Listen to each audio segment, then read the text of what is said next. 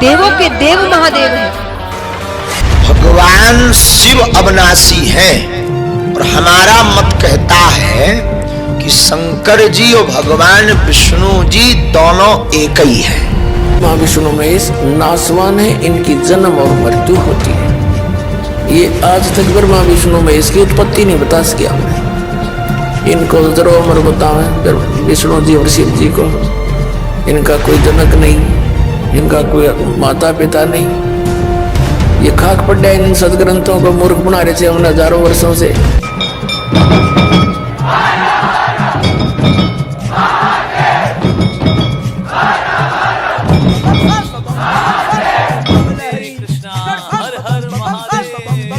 सन्यासी 10 नाम में सन्यासी कहते हैं, शिव जी की गिनती माना जाता है। और कुत्ते वाली मौत मेरे एक सुनो ना मेरे भोलेनाथ जी, एक सुनो ना मेरे दीनानाथ जी। दिन भर मैं तेरी भंग रगड़ूंगी, दिन भर मैं तेरी भंग रगड़ूंगी। भंग रगड़ूं तेरा रगड़ूं धतूरा, भंग रगड़ूं तेरा रगड़ूं। गुण तीनों की भक्ति में ये भूल पड़ो संसारी। कह कबीर निज नाम बिना कैसे उतरो पार। तीन देव की जो करते भक्ति, उनकी कुछ ना हो वह मुक्ति। अपने आत्मा दास जो वचन बोलेगा ये सोच लेना, 100% सच समझ लियो। नमस्कार दर्शकों, आज बात करेंगे एक आध्यात्मिक विषय पर। हिंदू धर्म में शिव को अविनाशी भगवान माना जाता है। शिव के जैसे कि काफ़ी सारे नाम हैं, रुद्र, महाशिव, भोले बाबा। इन्हें काफ़ी नामों से जाना जाता है, जैसे नीलकंठ भी है, बहुत से इन्हें नीलकंठ के नाम से भी जानते हैं। तो शिव अविनाशी हैं या नहीं, या शिव से भी ऊपर कोई भगवान है? एक तरफ देखते हैं हिंदू धर्म के गुरुओं के विचार, दूसरी तरफ देखते हैं संत रामपाल जी महाराज जी के विचार, और जानते हैं, खंगोलते हैं अपने हिंदू धर्म के शास्त्रों को।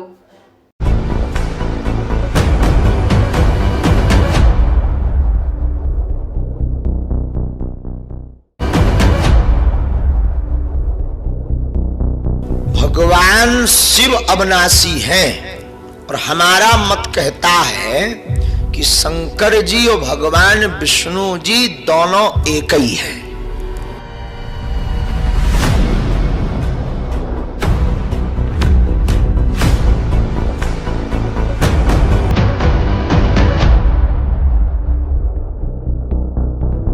कि ब्रह्मा विष्णु महेश नासवान है, इनकी जन्म और मृत्यु होती है।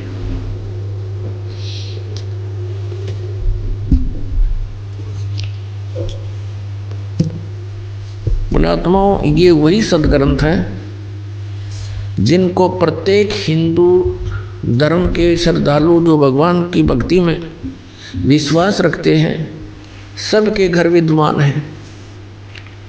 गीता प्रेस गोरखपुर से प्रकाशित पुस्तकें हिंदू धर्म के श्रद्धालुओं के लिए एक एथेंटिक रिकॉर्ड है। उसमें जो लिखा वो फाइनल माना जाता है। और हमारे धर्मगुरु ये आचार्य और शंकराचार्य, ये मंडलेश्वर, ये संत ऋषि मैं ऋषि, ये आज तक ब्रह्मा विष्णु महेश की उत्पत्ति नहीं बता सके हमने। इनको जरो अमर बतावे विष्णु जी और शिव जी को। इनका कोई जनक नहीं, इनका कोई माता पिता नहीं। ये खाक पड़ा इन सदग्रंथों को मूर्ख बना रहे थे हमने हजारों वर्षों से।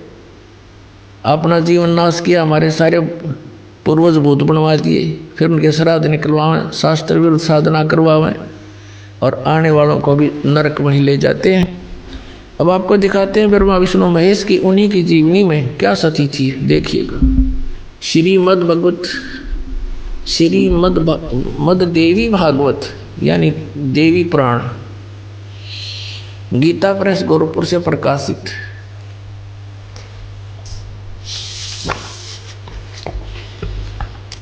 संपादक हनुमान प्रसाद पोदार चिमनलाल गोस्वामी,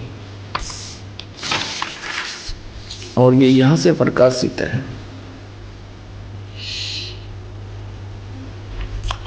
थोड़ा सा हिंट दिखाएंगे 123 पृष्ठ पे। तीसरा स्कंद भगवान विष्णु अपनी माता दुर्गा की, देवी की स्तुति करते हुए कह रहे हैं, तुम शुद्ध स्वरूपा हो, ये सारा संसार तुम ही से उद्भासित हो रहा है। मैं ब्रह्मा और शंकर हम सभी तुम्हारी कृपा से विद्यमान हैं। हमारा आविर्भाव यानी जन्म और तिरोभाव माने मृत्यु हुआ करता है। हमारा तो जन्म और मृत्यु हुआ करता है। केवल तुम ही नित्य हो, जगत जननी हो, प्रकृति और सनातनी देवी हो। भगवान शंकर बोले, देवी यदि महाभाग विष्णु तुम्ही से प्रकट हुए हैं तो उनके बाद उत्पन्न होने वाले ब्रह्मा भी तुम्हारे बालक हुए। फिर मैं तमोगुणी लीला करने वाला शंकर क्या तुम्हारी संतान नहीं हुआ? अर्थात मुझे भी उत्पन्न करने वाली तुम ही हो। शिवे, संपूर्ण संसार की सृष्टि करने में तुम बड़ी चतुर हो। इस संसार की सृष्टि, स्थिति और संहार में तुम्हारे गुण सदा समर्थ है। उन्हीं तीनों गुणों से उत्पन्न हम ब्रह्मा, विष्णु एवं शंकर नियमानुसार कार्य में तत्पर रहते हैं। अब इसे ये भी सिद्ध हो गया, तीनों गुणों से उत्पन्न रजगुण ब्रह्मा, सतगुण विष्णु, तमगुण शंकर केवल नियमित कार्य में तत्पर रहते हैं। इस पवित्र सदग्रंथ ने, पवित्र पुराण ने, देवी पुराण ने 5 कंसेप्ट क्लियर कर दिए, 5 पॉइंट कति साफ कर दिए। नंबर 1, दुर्गा देवी ब्रह्मा विष्णु महेश जी की माता है। दुर्गा जी को प्रकृति भी कहते हैं। तीसरा, ब्रह्मा विष्णु महेश की जन्म मृत्यु होती है। चौथा, ये ब्रह्मा रजगुण सतगुण तमगुण, विष्णु सतगुण और शिव जी तमगुण है। और चौथा ये कर दिया 5वां कि ये केवल नियमित कार्य ही कर सकते हैं। जैसा आपके भाग्य में है वैसा ही दे सकते, उसमें कोई परिवर्तन नहीं कर सकते। इसलिए तत्व ज्ञानहीन प्राणियों ने इतना ही बनाकर हमें विधान बता दिया कि जैसे कर्म करेगा वैसा फल देगा भगवान। अब इन भगवानों का, जिन भगवानों से ये परिचित थे, उनका इतना ही विधान है। फिर तमगुण शिव जी की पूजा की थी रावण ने, सर्वविदित है, सिद्धियां प्राप्त होगी, हल्दी की गांठ पा करके पंसारी बन गया। ऐसे जुल्म कर दिए, ऐसे जुल्म कर दिए कि एक पर स्त्री को उठा लिया, यानी अपनी, क्योंकि हम तो एक संतान हैं इनकी, ये हमारी माता है ब्रह्मा विष्णु महेश की जो पत्नियां हैं, अपनी ही माता को उठा लाया सीता को और उसको पत्नी बनाना चाहे। इस तरह दुष्कर्म और क्या होगा इस पापी का? तो कहते हैं तीनों गुणों की साधना कर, रजगुण ब्रह्मा सतगुण विष्णु तमगुण शिव जी के ज्ञान से जिनकी बुद्धि हरी जा चुकी है, वो राक्षस स्वभाव को धारण किए हुए मनुष्यों में नीच दूषित कर्म करने वाले मूर्ख मेरी भक्ति भी नहीं करते, मुझे भी ना बजते गए। आपको ये तो अंडरस्टूड है कि रावण को आज राक्षसों की गिनती माना जाता है और कुत्ते वाली मौत मरा। एक भस्मागिरी नाम का एक साधक था, तपस्वी। अब उसने भगवान शिव जी के द्वार के आगे गेट के सामने बैठ गया साधना करने शिव जी की। और एक दिन पार्वती को जब देख लिया, खूबसूरत थी, उसके मन में दोष आ गया। उसने फिर मन में संकल्प कर लिया कि इस पार्वती को पत्नी बनाऊंगा और शिव जी को मारूंगा। शिव जी के पास एक भस्म कड़ा है, इस भस्म कड़े को प्राप्त करूंगा शिव जी को वचनबद्ध करके, और फिर शिव जी को मार दूंगा, पार्वती को अपनी पत्नी बना लूंगा। वो पशु इस उद्देश्य से साधना कर रहा है। एक दिन पार्वती जी ने कहा कि हे शिव जी, आप तो भगवान हैं, समर्थ हैं, महादेवों के देव हैं, आपका ये साधक क्या मांगता है, इसको दे दो बेचारे को। तो भगवान शिव जी ने कहा कि मांग भाई, क्या मांगता है भस्मागिरी? भस्मागिरी ने कहा कि भगवान वचनबद्ध हो जाओ। भगवान बोले भाई बोले ठीक है, मैं वचनबद्ध हो गया। तो भस्मागिरी ने कहा कि भगवान आप अपना भस्म कड़ा दे दो। अब भगवान शिव जी ने सोचा भी जंगल में रहता है, किसी राक्षसों से, हिंसक पशुओं से बचने के लिए मांगता होगा, उन्हें वचनबद्ध होएगे तो निकाल कर वो कड़ा भस्म कड़ा देती। उसमें के गुण था भस्म कड़े में कि उस भस्म कड़े को जिसके सिर के ऊपर रख के ये कह दिया भस्म, वो नष्ट हो जाता था, जल जाता था, राख बन जाती थी। इस बात से भस्मागिरी परिचित था, वो तपस्वी। अब जो ही भस्मागिरी के हाथ में वो भस्म कड़ा आ गया, अब इतनी यारी थी, उसी समय त्योर बदल गए और हंसा बुरी तरह अभद्र तरीके थे। कहने लगा ले शिव जी बोले होशियार, अब तुझे मारूंगा और पार्वती को मैं अपनी पत्नी बनाऊंगा।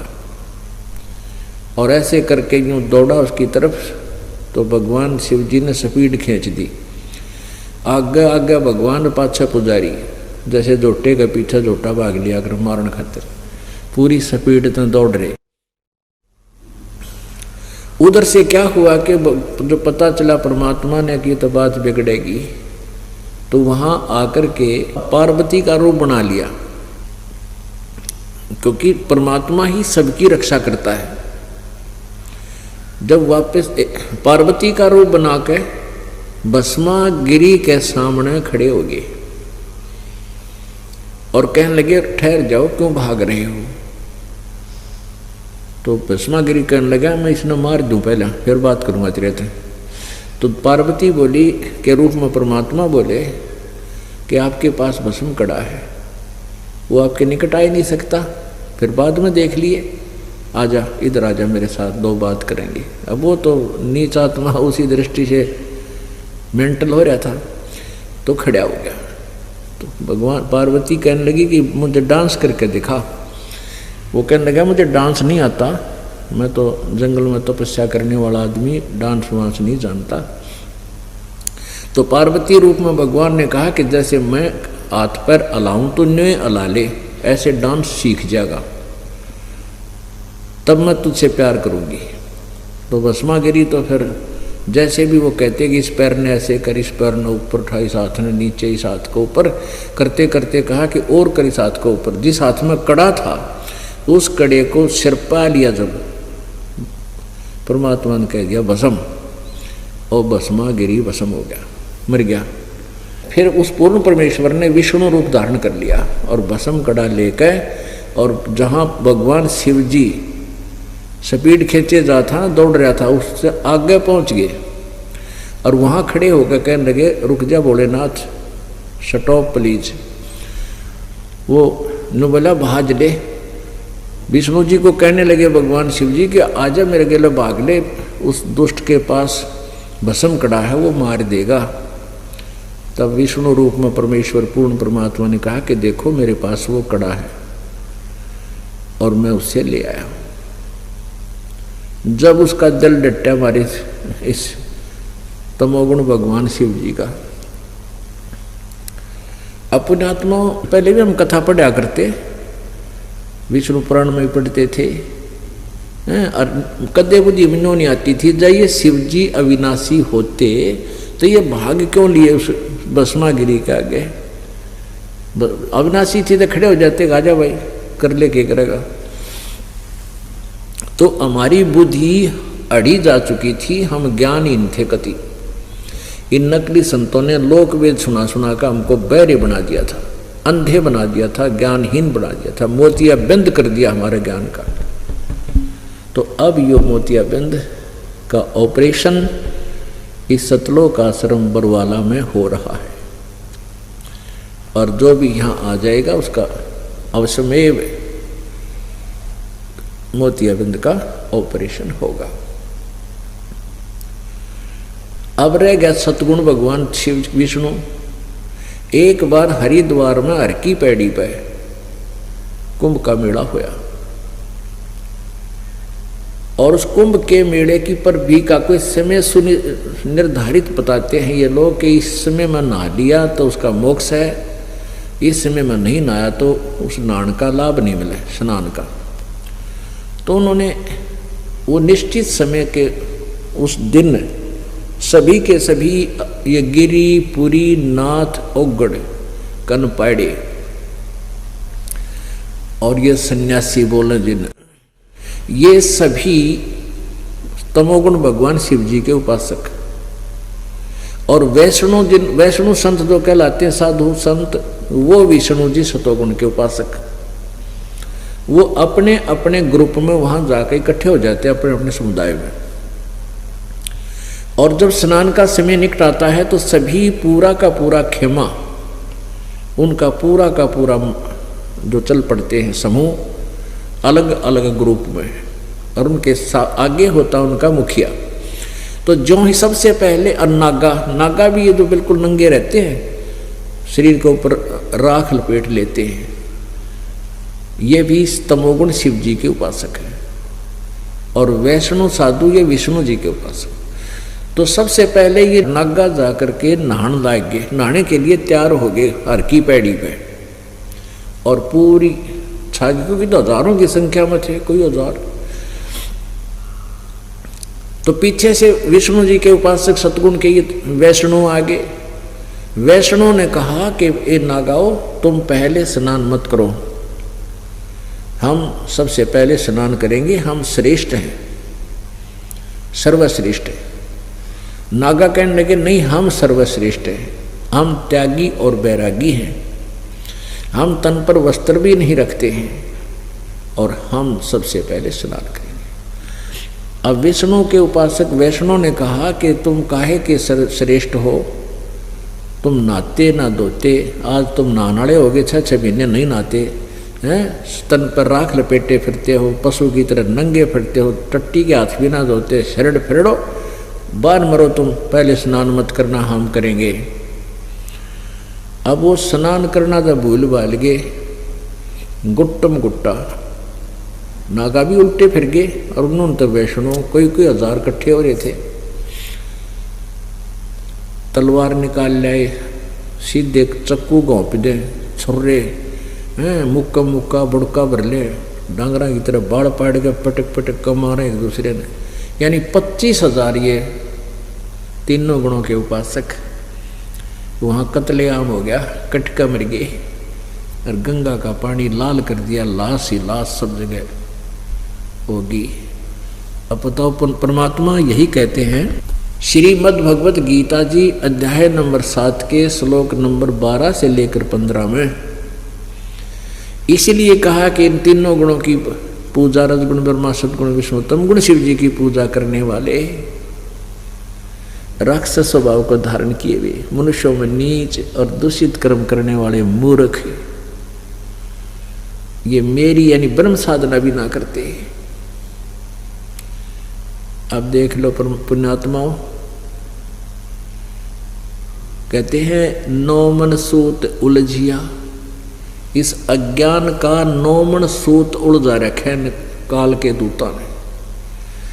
सूत होता था पहले कच्चा, चरखे पकाता करते, हमने देखी बुढ़िया माई, हमारी माता दादी,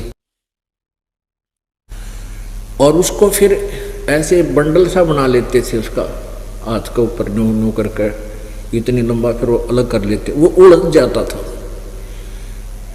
और उलझे हुए का ना फिर किसी यूज नहीं, जब सुलझ ना लेता कितना टूट जाता, गांठ पड़ा तो कपड़ा ठीक बना नहीं। यदि 1 किलो सूत उलझ जाए, वो सारा दिन ना सुलझ जाए। और 9 मन, 1 मन में 40 किलो, और 360 किलो हो गया 9 मन सूत का। तो परमात्मा कहते हैं कि इन अज्ञानी ऋषि संतों महंतों ने इस आध्यात्मिक ज्ञान रूपी सूत को 9 मन सूत उड़ जाकर डाल दिया। अब इसको परमात्मा स्वयं ही आकर के सुलझाते हैं, और वो फार्मूला दास को परमात्मा ने बता दिया, दास ने वो एप्लीकेबल कर दिया, अब सुलझ गया। 9 मन सूत उलझिया, ऋषि रहे झक मार, सतगुरु ऐसा सुलझा दे भाई, उलझे न दूजी बारे। अभी आपने देखा इस वीडियो के माध्यम से शिव अविनाशी भगवान नहीं है। शिव को अविनाशी भगवान इसलिए माना जाता है कि शिव की सबसे ज्यादा लंबी आयु है। ब्रह्मा विष्णु महेश यानी कि शिव को सबसे ज्यादा लंबी आयु प्राप्त है, क्योंकि वो हमेशा साधना करते हैं।